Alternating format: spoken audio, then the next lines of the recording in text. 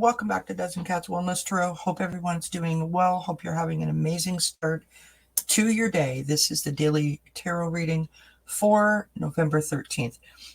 We have a new moon today, and so I thought I would do the Oracle Garden as well as some tarot cards. Last night I did a live at 7 p.m., did some new moon readings. This new moon is in the sign of Scorpio. And from what I can gather, it's supposed to be a little on the intense side emotionally. So I hope that this reading helps. All my readings are meant to give you a little pep in your steps, some food for thought, some gentle guidance, something to help you as you navigate along your path. They're general readings, so if it resonates, claim it. If it doesn't, leave it behind. As I said, this is the Oracle Garden. This is the container that it comes in, and I will leave in the description box below the video where you can purchase the Oracle Garden. We have 5 stones here. We have our orange calcite, we have our amethyst, our fuchsite, our pyrite, and our sodalite. And we're going to go ahead and toss those into the garden, and then we'll throw some tarot cards, okay? So here we go. All right, so I've got my trusty sheet here. So we're going to start with amethyst that landed in earth. So the element of earth, amethyst is our spiritual connection. And we have spirit transforming, but not yet finished. So we're in the phase of a transformation. Scorpio, the sign of Scorpio, is all about transformation, right? Now we have the orange calcite that landed in fire. Orange calcite is for our mind. Do not become tied to false energy of the past. So that seems slightly self-explanatory to some, and to others probably very confusing. What I believe that means is that it is asking you to, when we do our self-reflection for a new moon, right, and we think about things that have happened, patterns, behaviors, situations, people,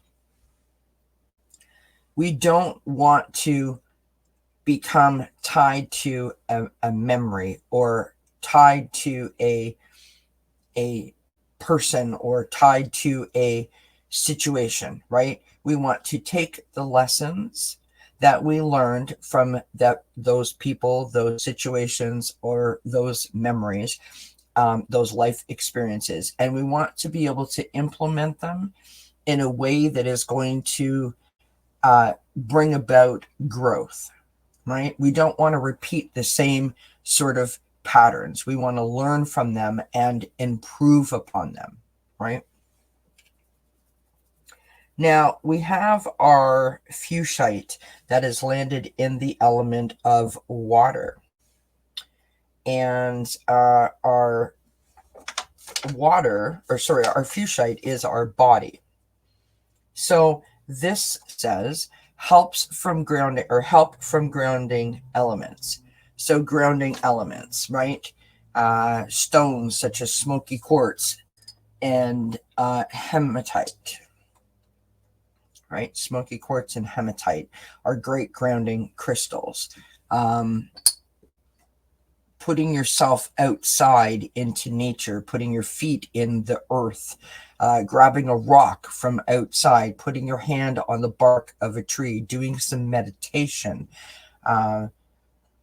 just,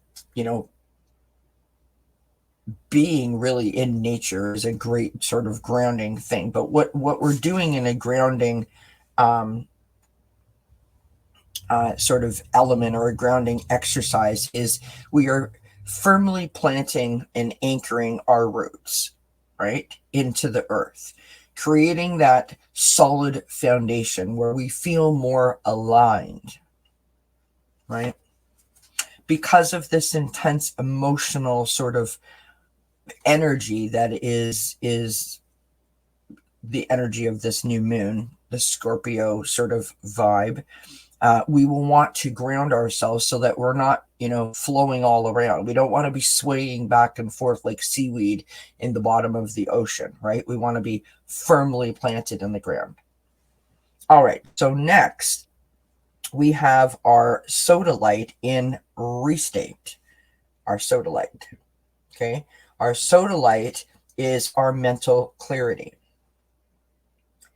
And what it says here is dilemma not well defined. So again, we want to be firmly planted, right? Creating that solid foundation for ourselves, that grounding feeling, so that we are not, like I just said, seaweed in the bottom of the ocean, right? We don't want to be flowing and swaying back and forth. It causes too much, tension and confusion and emotions and tensions and drama. We don't want any of that. So be very, very careful and cautious in terms of keeping yourself grounded for the next couple of days, right? Now, we have our pyrite, and it landed between the solar plexus chakra and the restate. So we will read both of those, okay?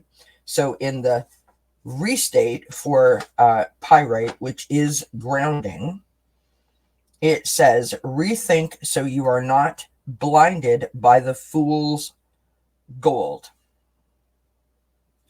Rethink so you are not blinded by the fool's gold. This to me is, again, that same kind of vibe of reacting in an from an emotional state where we sort of are not allowing ourselves to see the trees, or sorry, the forest for the trees, right? We don't want to look at something and pretend that it's something that it's not. We want to see it for what it is, right? Now, in the solar plexus chakra for pyrite, and your solar plexus chakra is where you get your power from, right? We have burns out the self-doubt that blocks your power. So this stone landed between the not seeing things for what they really are and seeing things for what they really are,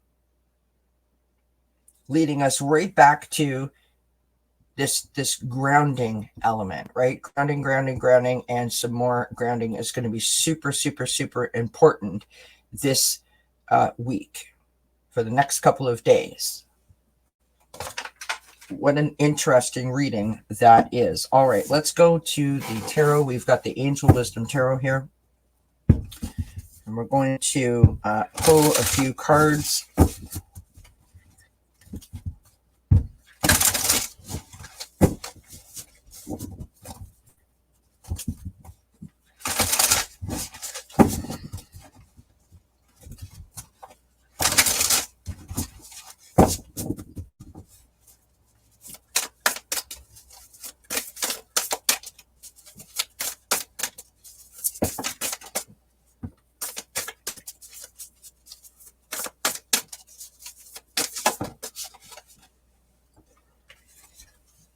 So our first card, the Eight of Pentacles.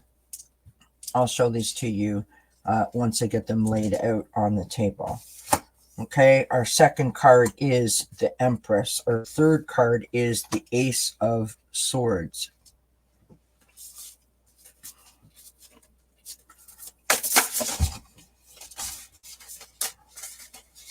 Can't keep hold of my cards today, friends.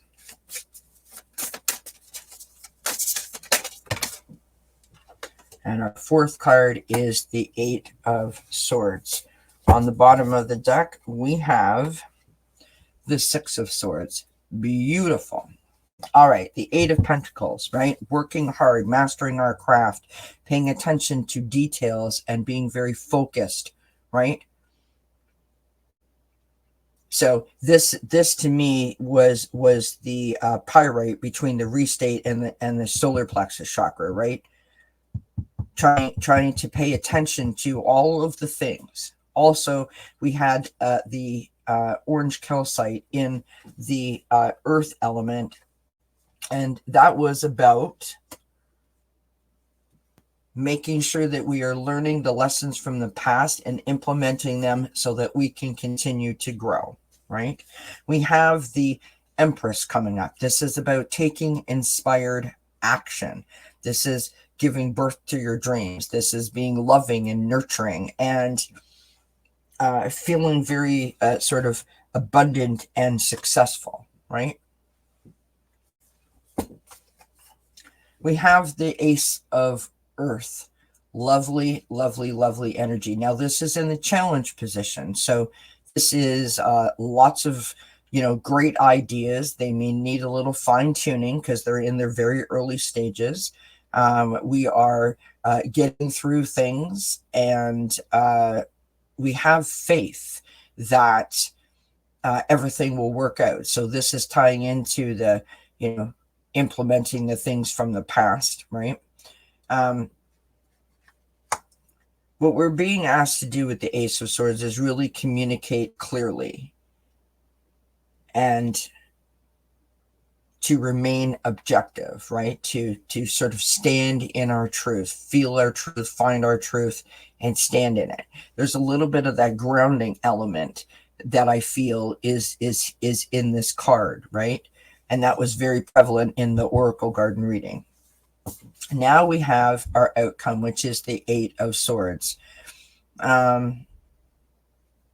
There is the illusion of being sort of trapped or hiding behind a mask. This is about self-doubt, feeling less than super confident. This is about taking responsibility and not being afraid of taking action, right? So you're not going to let anything that's happening hold you back from achieving your goals. The new moon is all about self-reflection. So what do I need? What do I want? What makes me happy, right? Releasing the negativity and setting intentions based on those reflections so that you can move forward and obtain your wishes and your goals. That's what the new moon is about. And so the Eight of Swords is showing up, saying to you, you may have a bit of a challenge here, but you've got this because you've got all these ideas. And with the Six of Swords being on the bottom of the deck, right, this is moving away from like a choppy, sort of stormy kind of vibe to a more safer shore. Things are starting to calm down. Things are starting to settle a little bit. We can start to see the forest through the trees now, right? So this is a lovely, lovely reading. It's going to be a bit of an intense couple of days. Make sure that you ground, and do some more grounding. I hope that this helps. I hope it resonates. Please don't forget to do all those YouTube-y things, like, share, subscribe, hit that thumbs up, and the bell notification so you know whenever I upload a new video or another live is coming up. And of course, your comments are greatly appreciated. I will be live again Wednesday night at 8 p.m. Eastern. We're going to be doing struggling or surrendering. So chat and some reading. So I hope you can join me for that. Until we see each other again, I wish you many, many blessings. Mwah. Bye for now.